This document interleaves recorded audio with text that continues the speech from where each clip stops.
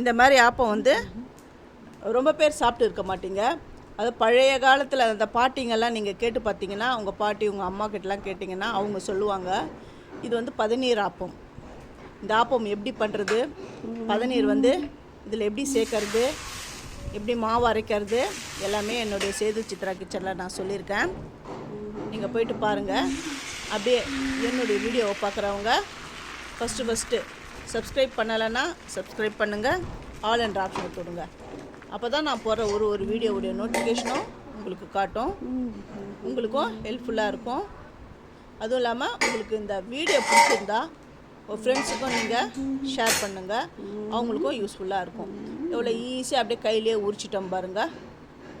சில பேர் வந்து ஆப்பம் பண்ணும்பொழுது அப்படியே கடாயிலே ஒட்டிக்கும். அப்புறம் நான்ஸ்டிக்கில் பண்ணால் தான் நல்லா வரும். இது அப்படி கிடையாது, இது இரும்பு கடாய் தான். இரும்பு கடாயில், அது பழகின கடாயில் தான் நான் பண்ணுறேன். எவ்வளோ ஈஸியாக எப்படி வந்துடுதுன்னு பாருங்கள். இந்த இரும்பு கடாயை கூட எப்படி பழக்கணும் அப்படின்றதையும் என்னுடைய சேது சித்ரா கிச்சனில் நான் சொல்லியிருக்கேன். நீங்கள் போய்ட்டு என்னுடைய வீடியோவை பாருங்கள். பார்த்துட்டு அப்புறம் இந்தமாரி ஆப்பம் எப்படி செய்கிறது அதையும் பார்த்துட்டு எனக்கு கமெண்ட் பண்ணுங்கள். தேங்க்யூ.